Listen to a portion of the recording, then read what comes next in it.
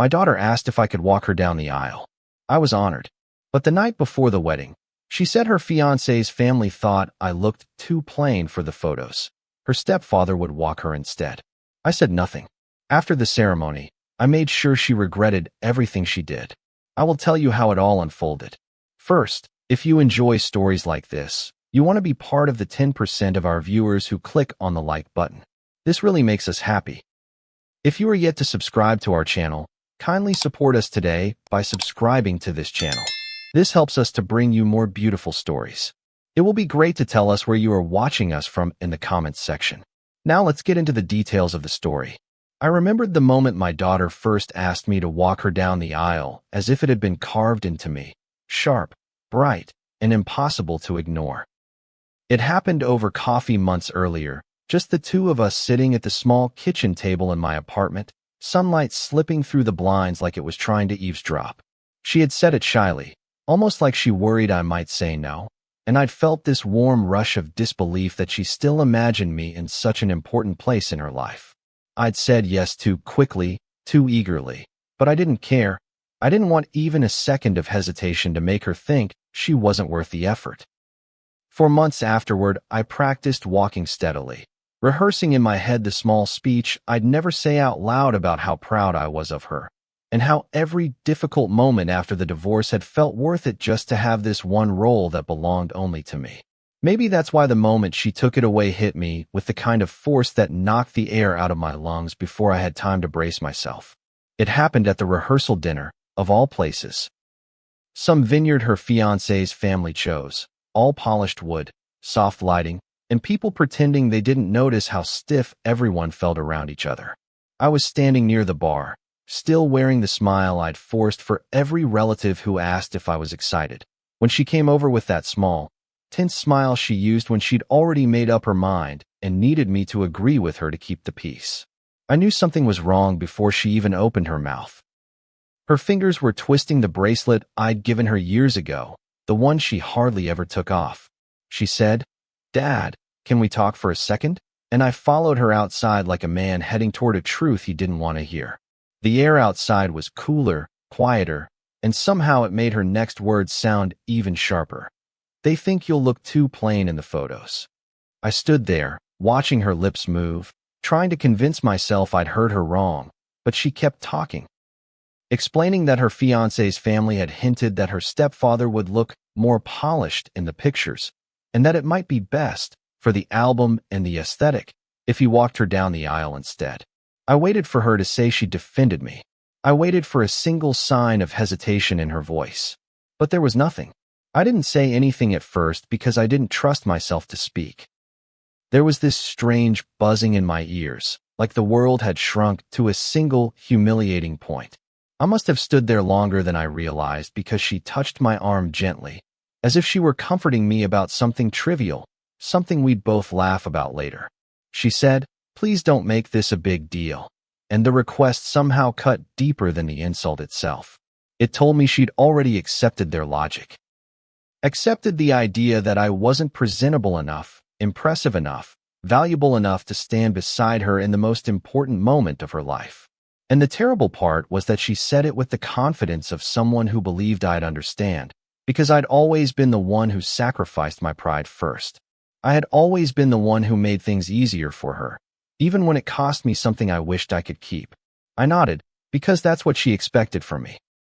I told her it was fine, that I understood, and I even forced a smile wide enough that she looked relieved that her decision hadn't caused a scene. She hugged me lightly before going back inside, leaving me out there alone, staring at the gravel under my shoes and wondering how many moments over the years I'd misread. I'd thought we were close. I'd thought love counted for something, even if I didn't have the same financial flash her stepfather liked to display. I'd thought history mattered more than aesthetics, that years of scraped knees, school plays, late-night study sessions, and carefully saved birthday money meant more than a camera-ready family portrait. But apparently, to her, and to them, it didn't. I stayed outside longer than I needed to, long enough to rehearse the version of the story I'd tell anyone who asked why I wasn't walking her down the aisle. Something polite, something that didn't make her look bad, because a part of me still wanted to protect her. That instinct frustrated me even as it pulled at me. She had blindsided me with a casual cruelty dressed up as practicality, and still my first thought was how not to embarrass her. Eventually, I went back in and let myself fade into the background, while her stepfather laughed loudly with her fiancé's parents as though the wedding were his triumph instead of mine. I stood near the edge of the room, invisible in the way people become when others decide they're not worth noticing. Even then, I didn't let the anger come, not fully. Not yet. What I felt was something quieter, heavier, like a slow internal collapse that didn't show on my face, but reshaped me entirely. I kept reminding myself that it was just a walk, just a moment, just a tradition. But the truth was, it wasn't just anything. It was the symbolic endpoint of years of work, love, sacrifice, and persistence through her mother's new marriage, through my own loneliness, through every birthday I spent trying to outmatch the gifts and gestures her stepfather could buy. Losing that moment felt like losing the final piece of fatherhood I still believed belonged solely to me. And she had handed it away so easily, so automatically, that I wondered if she even realized it was mine to lose. I drove home after the dinner feeling hollow, the kind of hollow that didn't ache immediately but seeped in slowly, settling somewhere deep and heavy. I replayed her words, her expression, the way she tried to soften the blow with a polite tone, as though how she said it mattered more than what she said. I thought about calling her, telling her how it really made me feel, but I already knew how that conversation would go. She'd tell me I was being dramatic. She'd remind me it was her day. She'd say it wasn't personal. And maybe she even believed that. Maybe she genuinely thought she was protecting the aesthetics of her wedding, not realizing, or not caring, that she was shattering something inside me that had taken years to rebuild. I barely slept that night. I kept imagining the walk down the aisle the way it was supposed to be, the way it had always looked in my mind. Her holding onto my arm, me steadying both of us, the quiet pride of a father who had made it through every painful chapter to earn that one perfect moment. And then I imagined her stepfather in my place, smiling confidently for the cameras while I sat in the crowd pretending my absence didn't matter. That was the part that burned, the pretending. Pretending it didn't hurt. Pretending I agreed. Pretending it was logical. Pretending I was okay with being replaced. But I didn't confront her. I didn't argue. I didn't plead. Instead, I let the silence grow between us, heavy and charged, because I knew saying anything in that moment would only get twisted into another narrative about me being difficult. So I stayed quiet, even as something inside me shifted in a way that felt permanent. I didn't know then exactly what I would do. I hadn't even considered consequences beyond my own bruised pride. But the thing about silence is that it gives you space to feel the truth without interruption. And the truth was simple. My daughter didn't see me anymore. Not really. She saw an accessory that didn't fit her color scheme. What she didn't know was, I wasn't going to let that be the end of the story. I woke up the next morning feeling like someone had pressed a bruise against my ribs all night, a dull throb that spread into every breath. Weddings were supposed to begin with anticipation, with that restless excitement that makes you feel younger than you are, but I felt older instead. Like I'd aged years just by hearing my daughter say I wasn't good enough for her photographs. Still, I dressed carefully, choosing the same suit she once told me made me look handsome in a professor kind of way. I wasn't trying to change anyone's mind. I just wanted to hold on to one thing that was mine, one reminder that even if her fiancé's family didn't see value in me, I had once mattered to her in a way that didn't depend on camera-ready polish. I ironed the cuffs twice even though they didn't need it, double-checked the tie, and stood in front of the mirror longer than usual, trying to reconcile the man staring back with the man they deemed too plain. Arriving at the venue only made the quiet ache worse.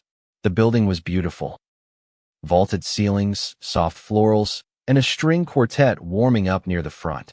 But every detail seemed to emphasize how carefully curated everything was, as though the wedding weren't a celebration but a performance. Her stepfather was already there, hovering confidently near the entrance in a tailored suit that probably cost more than my monthly rent. He greeted guests like he was the host rather than the stand-in, and I watched people gravitate toward him in a way that made me feel like a footnote in my own daughter's life. No one said anything cruel directly, but their glances lingered just a little too long, and their smiles held that faint tilt of polite pity, as though they could sense the shift in roles and weren't sure whether to acknowledge it or ignore it altogether. I tried to blend in without seeming withdrawn, nodding along to small talk that didn't register and responding automatically whenever someone asked how I felt. "It's her big day," I kept saying, as if repeating the phrase might force my heart to believe it instead of twisting in my chest. I stood near the back while the coordinator ran through last-minute instructions with the wedding party, and at one point my daughter glanced my way. The look was quick, almost guilty, and she smiled nervously before turning back to her bridesmaids. It reminded me of moments when she was little and caught in a lie she didn't know how to fix. Back then, she would apologize immediately, tears already building because she hated disappointing me. Now she simply avoided the discomfort, pretending the hurt she caused didn't require acknowledgement if she acted confident enough. When the ceremony was about to start, I took my seat quietly, keeping my expression neutral as her stepfather straightened his jacket and stood beside her just out of view. I could hear their murmured conversation, her soft laughter, his reassuring tone, and I felt a twist of something sharp, not jealousy exactly, but grief. Grief for a role I thought was secure, grief for the version of fatherhood that felt increasingly like a relic from a time she barely remembered. When the doors opened and they began walking down the aisle together, the guests rose to their feet, and every camera, every cell phone, every careful pose sharpened the humiliation I'd been trying to swallow since the night before. They looked perfect together, almost staged, and part of me wondered if that was the point. I watched her walk without me, and I felt myself slipping into a kind of internal quiet I hadn't experienced before. Like I was observing my own life from a distance rather than living it. People glanced at me, some confused, some sympathetic, but no one asked what happened, and no one intervened. And I didn't expect them to. It wasn't their job to notice I was missing from the picture. It was hers. It had always been hers. And yet she hadn't looked back once. Not at me. Not at the empty space beside her. Not at the symbolism she'd traded for visual coherence. I clapped along with everyone else when she reached the altar, but something in my chest felt like it had fractured. The ceremony proceeded beautifully, objectively speaking, anyway. The vows were tender, the music soft, the decor tasteful, but I couldn't connect to any of it. My mind drifted to memories. The time she fell off her bike and refused to get back on until I walked the entire street beside her. The way she used to hold my hand, even in middle school, unbothered by what her friends thought. The nights she'd cry on the phone when her mother's expectations overwhelmed her, and I'd stay awake until she calmed down. I had been the one constant in her life before the remarriage, and even long after it. So how had I become expendable so easily? When had her loyalty shifted from emotional truth to performative image? After the ceremony ended, people poured into the reception area, buzzing with compliments about how beautiful everything had been. I stayed near the edge of the crowd, watching as her new in-laws snapped pictures with her, adjusting her veil, dabbing at her makeup, treating her like a prized acquisition.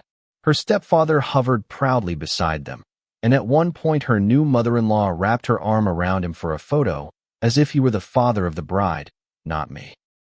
I smiled when someone turned toward me with a camera, but I felt like a cardboard cutout, present, but not truly part of the scene. I caught her eye once, expecting at least a brief moment of connection, but she waved vaguely, distracted by someone asking for another picture. I had become the kind of parent people assume has already been accounted for, even when I hadn't been given a place at all. My friend Mark found me near the buffet table. He was one of the few people who could read me without needing words. He leaned in slightly and said in a low voice, "You doing all right?" The way he asked it, careful but honest, made something in me tighten. I nodded, but he didn't buy it. He glanced at the crowd, at the stepfather holding court, at my daughter glowing with that performative brightness she wore when she didn't want to discuss anything real. Mark exhaled and said, "You deserved better than this." It was simple. It was quiet. And it broke through my composure in a way nothing else had. I didn't reply, but the truth of his words settled over me like a weight I finally had permission to feel. Throughout the evening, I noticed small things I'd been too numb to see earlier. Her stepfather's hand placed possessively on her back.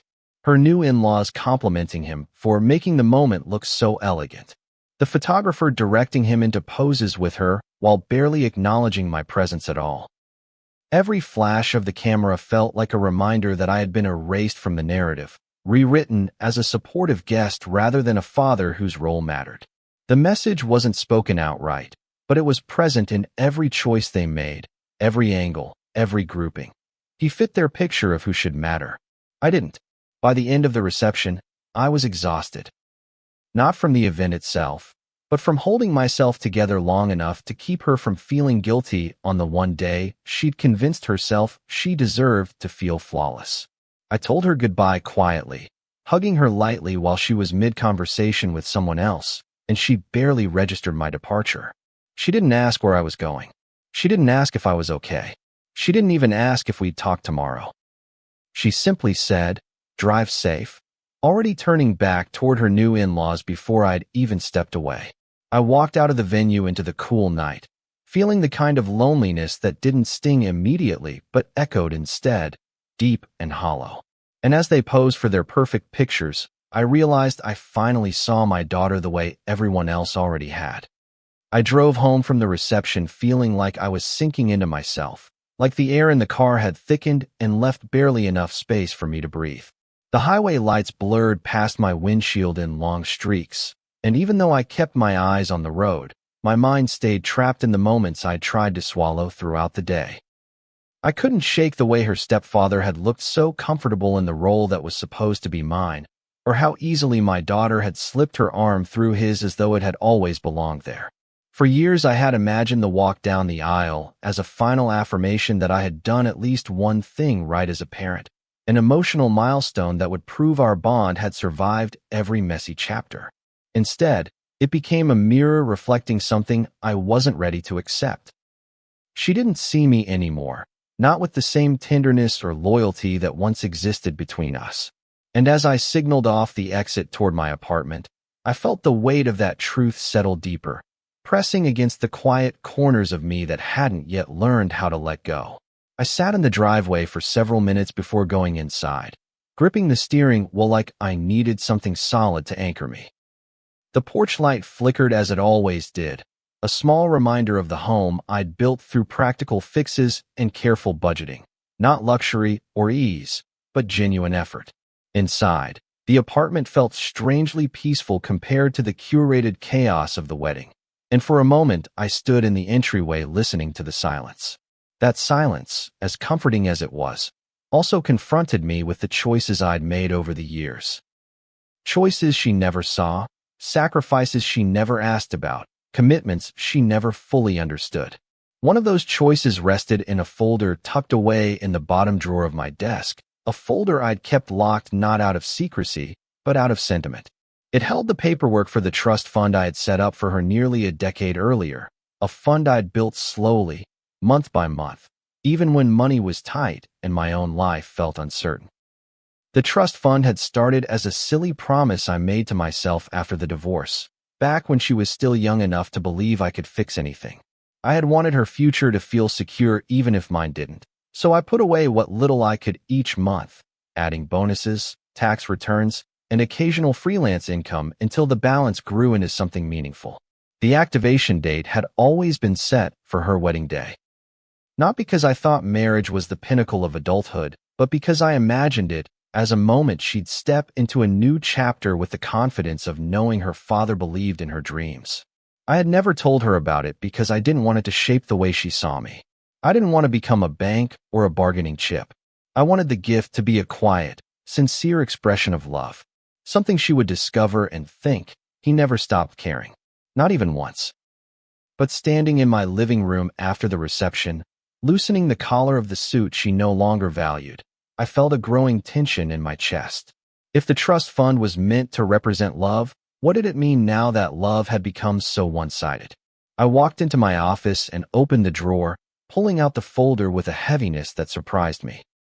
Inside were the statements I had reviewed so many times over the years, each one a reminder of how long I had worked toward a gesture I assumed she would appreciate. Flipping through the papers, I noticed my hands trembling slightly, not from anger, but from grief.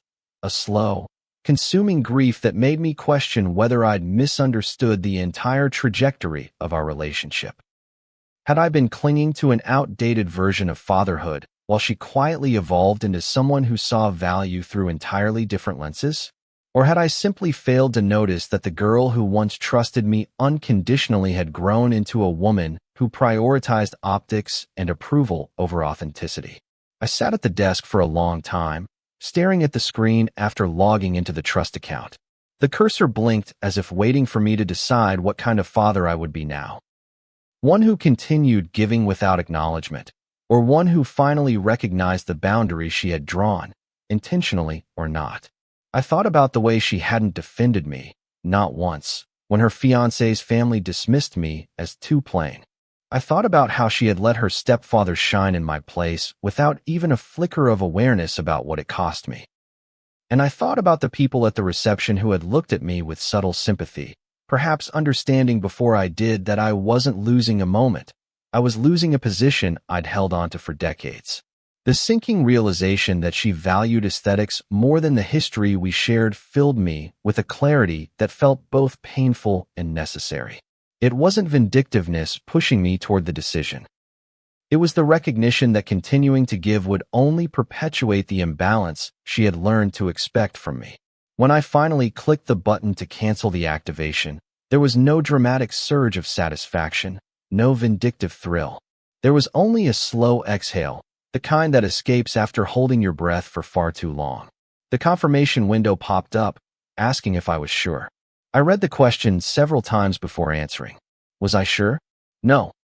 Not in the way people claim certainty when they're trying to justify their choices. But I was sure of one thing. Giving her the trust fund after being pushed out of the most symbolic moment of fatherhood would have reinforced a lesson I refused to teach, that she could take from me endlessly without offering even the simplest form of respect in return. So I pressed confirm, and the screen changed, and the decision became real in a way I hadn't fully anticipated. There was no going back, and oddly, I didn't want to. I leaned back in my chair, letting the silence of the apartment fill the space around me. For the first time that day, I didn't feel like I was being pressed into a role I hadn't chosen. I felt steady, maybe even grounded. Not happy, not relieved, but aligned with myself in a way I hadn't felt in years. I understood something essential in that moment. People reveal their priorities not through grand declarations, but through small decisions. Who they defend, who they honor, who they place beside them in moments that matter. My daughter made her priorities unmistakably clear. And now, quietly and without spectacle, I had made mine. I closed the folder gently, sliding it back into the drawer, and realized that despite the ache still lingering in my chest, there was a strange sense of peace settling over me. I hadn't retaliated. I hadn't lashed out. I had simply withdrawn what was never meant to compensate for being replaced. As I turned off the office light and walked toward my bedroom, a final thought crossed my mind, quiet, steady, and unmistakably new. I clicked confirm, and for the first time that day, I felt something like peace. I thought I would have more time before everything unraveled. I assumed she wouldn't discover the trust fund until after the honeymoon, maybe weeks later, when real life settled back in and the glow of celebration faded. I wasn't ready for it to happen so soon, and certainly not in the dramatic fashion it did. 3 days after the wedding, while I was eating a late breakfast alone, my phone buzzed with a series of text notifications so rapid they blurred into one long vibration. At first, I thought something might have happened, an accident, an emergency, because my daughter rarely messaged with such urgency unless she needed comfort. But when I scrolled through the screen, the messages weren't cries for help. They were explosions of disbelief, anger, entitlement, and something else I didn't want to name. She wrote, "Dad, what happened to the account? It's empty." Another message followed within seconds. "Don't joke. This isn't funny." By the time I reached the fifth message, "Tell me you didn't cancel it," my heart sank in a way I hadn't expected, not because I regretted the decision, but because I realized she had never considered it anything other than hers. At first, I didn't respond. I needed a moment to process not only her reaction, but also the way she phrased every question, as though the trust fund were a guaranteed inheritance instead of a private gesture she had never earned nor even known about. She sent pictures, screenshots of the account portal, images circled in red, her notes scribbled in frantic capital letters. Then came the accusation I'd subconsciously feared. Did Mom convince you to do this? As if my ex-wife, who had barely spoken to me in years, had the power to sway decisions I'd made in the quiet solitude of my own life. What struck me hardest wasn't the anger in her tone, but the complete absence of curiosity about how her behavior might have contributed to my choice. Her messages weren't laced with confusion or concern. They were built on the assumption that I had wronged her, that she was owed explanations, that my role in her life was to provide without conditions or boundaries. While I sat there absorbing her digital outburst, another notification appeared, this time from my cousin, who rarely contacted me outside holidays. The message read, "Have you seen your daughter's new MIL's post?" My stomach tightened as I opened the attachment. It was a screenshot of a public social media post her new mother-in-law had made earlier that morning, the caption dripping with condescension disguised as elegance. It read, "Some families have standards. We're grateful our son married into one that understands the value of refinement." The photo attached? A cropped picture of the wedding party, staged with the stepfather at the forefront beside my daughter, while I was barely visible on the edge of the frame. My presence so minimized I looked like an accidental extra. The comments underneath were filled with subtle praise for the perfect family and not so subtle implications that others involved lacked polish.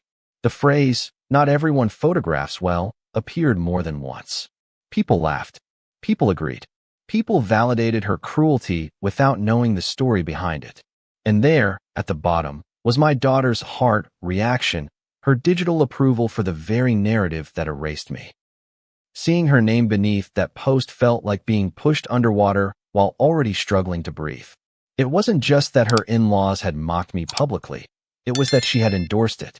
She had aligned herself with people who saw me as disposable, who saw her stepfather as the real parent, who saw my existence as a blemish on their curated image.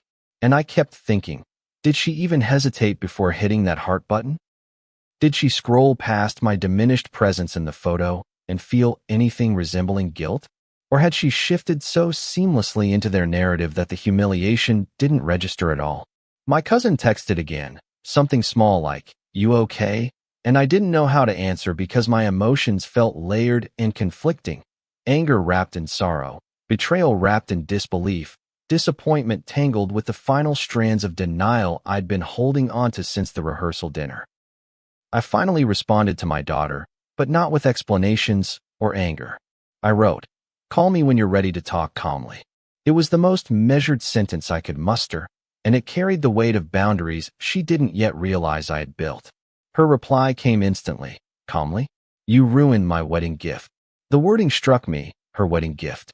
Not the years of sacrifice, not the private hope I'd nurtured, not the symbolic support tied to a milestone. She saw it purely as a gift she was owed because she'd gotten married, as though my wallet had obligations beyond my heart. Before I could craft a follow-up message, her fiancé texted me too, a first in our entire acquaintance. His message said, "I'm disappointed, sir. This isn't how family should behave." The audacity stunned me. A man who had not bothered to know me, whose family had insulted me, whose mother had publicly diminished me, was now lecturing me on family behavior. I held the phone loosely in my hand, letting the hypocrisy settle like dust on a surface I no longer intended to clean. Then the twist arrived, not from her, but from my sister, who called me during the chaos. She said she'd overheard at the wedding reception, long before I made any decision, that my daughter had already been bragging about the trust fund to her in-laws.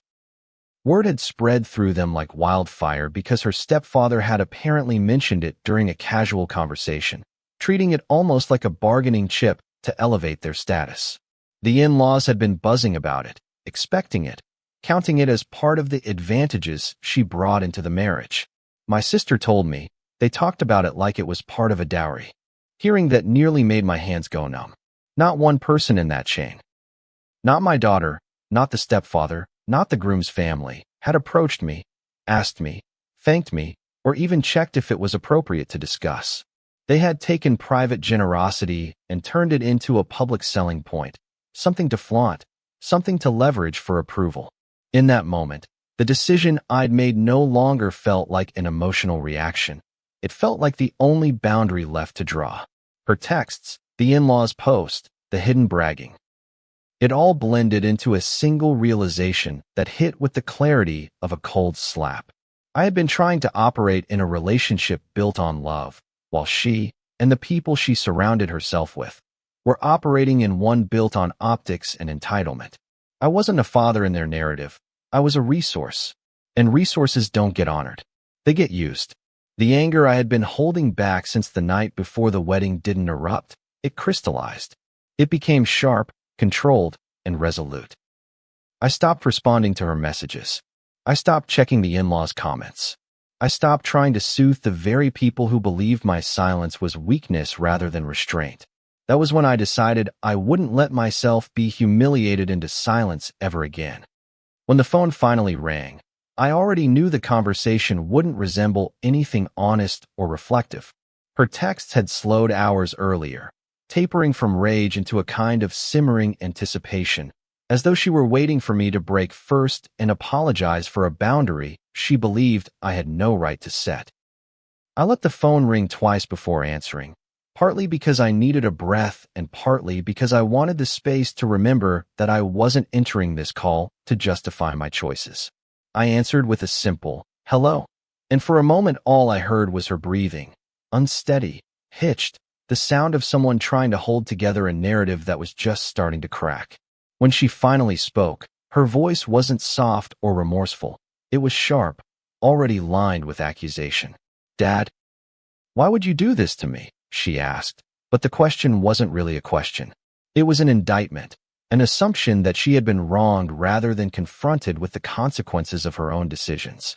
I listened carefully before responding, because I wanted to hear not just her words, but the parts she wasn't saying, the parts one feared she never would. She went on, explaining how she'd tried to access the trust fund because she and her husband had planned part of their honeymoon around it, booking experiences and upgrades that assumed they'd be able to tap into the money immediately.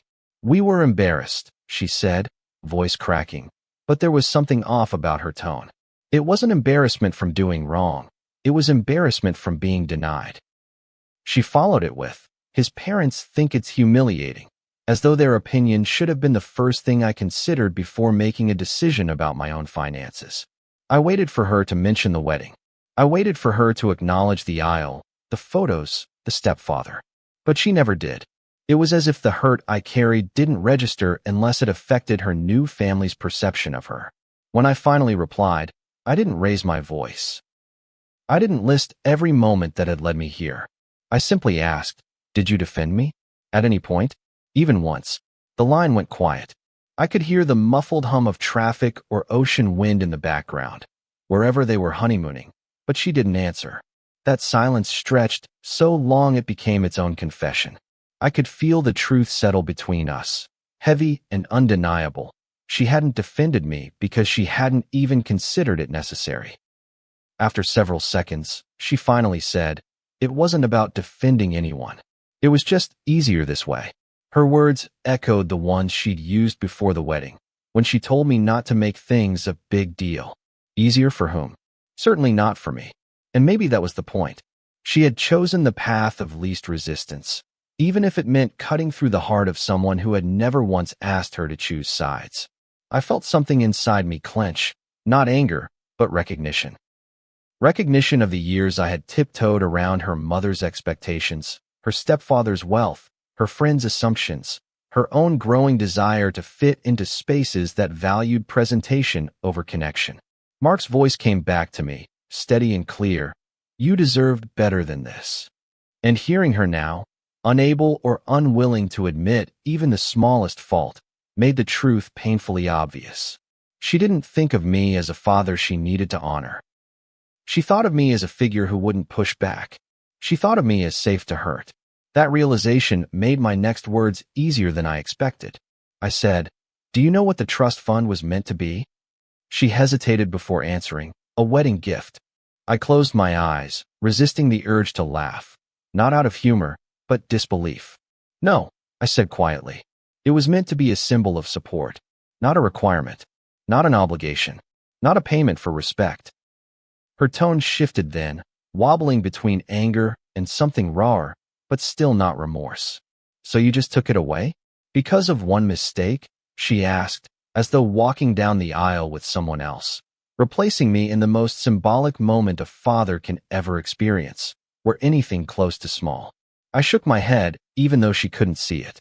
"It wasn't one mistake," I said. "It was everything that led to it. Everything you refused to see." She inhaled shakily, but before she could respond, another voice entered the background, the groom. He was saying something muffled, and she replied softly, almost pleading, "I'm trying to fix it. Fix it." As though this were a transaction gone wrong rather than a relationship stretched beyond its breaking point. I realized then that she wanted the money, not understanding. She wanted restoration of convenience, not reconciliation of truth. What shook me the most wasn't the words. It was the tone she used afterward. A sharp, defensive tone layered with entitlement she didn't even try to hide. "Dad, you embarrassed me," she said, and for a moment the air around me seemed to still. I embarrassed her. Not the mocking post from her mother-in-law. Not the bragging about money that wasn't hers. Not the decision to push me out of the aisle. No, the embarrassment was that I had finally said no. That I had drawn a boundary in a relationship where I had only ever given. The emotional reversal stunned me, and I felt my chest tighten with a mixture of sadness and clarity. "If you think the worst part of this is your embarrassment," I said slowly, "then you haven't been listening to me at all." She tried to backpedal then, claiming things had just gotten complicated, but even her apology attempts felt rehearsed, geared toward restoring access, not repairing connection. She said, "I didn't mean to hurt you. I was just trying to keep the peace." That phrase again, "keep the peace," as though peace were achieved by sacrificing the parent easiest to ignore. As though respect were optional if maintaining appearances required its removal. And hearing it repeated stripped away whatever hope I still had for her understanding the depth of the hurt. I realized then that what I had taken away wasn't her security. It was her assumption that my love obligated me to unconditional compliance. For the first time in our relationship, she was confronting a limit she hadn't believed existed. Before the call ended, she delivered one more blow, not intentionally cruel, but revealing. She said, "It was just a picture. Just a picture." Those 3 words hit me harder than anything else she had said. To her, all the symbolism, the history, the meaning of walking her down the aisle had been reduced to a matter of aesthetics. She didn't understand that the picture wasn't merely an image. It was a lifetime of fatherhood distilled into a single moment. And she had handed it to someone else because he fit the mold better, because he looked the part. Hearing her say, "just a picture," felt like hearing her say I had overvalued my place in her life. It confirmed the truth I had been avoiding. She didn't see the difference between what looked right and what was right. And maybe she never had. But she didn't understand. She was the one who taught me what a picture was worth. When the call ended, I sat in the quiet of my living room for a long time, letting the stillness settle around me like a blanket I hadn't realized I needed. The conversation had shaken loose every illusion I'd been holding on to, and now the truth sat plainly in front of me, steady and unmovable. She wasn't calling for clarity or connection. She wasn't reaching out because she wanted to understand what had broken inside me the night before her wedding. She wanted the trust fund back because it had been woven into her future plans, plans built with other people's expectations, not with honesty or appreciation. And as much as it hurt, I realized that removing myself from her financial narrative wasn't a betrayal. It was a correction, a realignment of something long stretched out of shape. I felt the ache of loss, yes, but also the faintest hint of relief, like my heart finally understood it could stop chasing validation that was never going to come. The next morning, she called again, not to apologize, but to renegotiate. Her voice was smaller this time, trembling in a way that might once have triggered the instinct to comfort her. "We can talk about boundaries later," she said. "But can you at least reinstate the account? Just so we're not starting our marriage with this kind of stress." The phrasing told me everything. The stress wasn't rooted in the emotional damage between us. It was rooted in her not having what she thought she was owed. It was astonishing to hear her prioritize the optics of her marriage over the reality of our relationship, especially after I'd spent years cushioning the emotional fallout of her mother's remarriage and the shifting loyalties that followed. When I told her calmly that the decision was final, she gasped like I'd slapped her. "Final?" she repeated. "Dad, this is your daughter you're talking to." It was strange hearing her use that title now, as though genetics were a substitute for respect. I replied, "I know exactly who I'm talking to. But do you?" The confrontation that followed was one we had both been avoiding for years. She insisted I was being cruel. She insisted I didn't understand the pressure she was under. She insisted her in-laws just wanted things to look cohesive, as though cohesion were a reasonable trade for a father's dignity. When I asked again whether she had defended me, even once, she grew quiet. Then she said something so revealing it felt like a physical shift in the room. "I didn't want to start drama before the wedding," she said. "I just wanted everything to go smoothly." Smoothly. That meant the easiest route was allowing them to push me aside. That meant my humiliation was the cost of her convenience. That meant my silence was expected, not appreciated. Listening to her justify the ease of choosing aesthetics over loyalty made something inside my chest settle painfully into place. She truly did not understand the magnitude of what she'd done. Or worse, she understood enough to know it didn't matter to her as much as the approval she'd gained.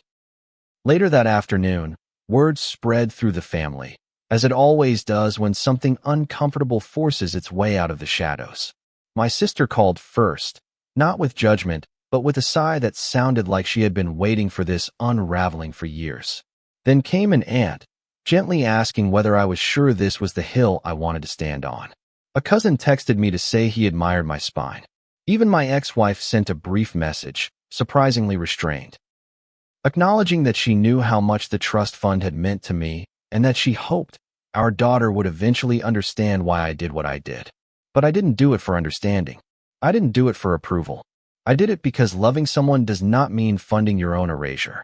And for the first time in years, I let myself feel the exhaustion of trying to maintain a relationship that only functioned if I stayed quiet, agreeable, and conveniently invisible. Setting the boundary had cost me something, yes, but continuing without the boundary would have cost me everything. That evening, she called one last time.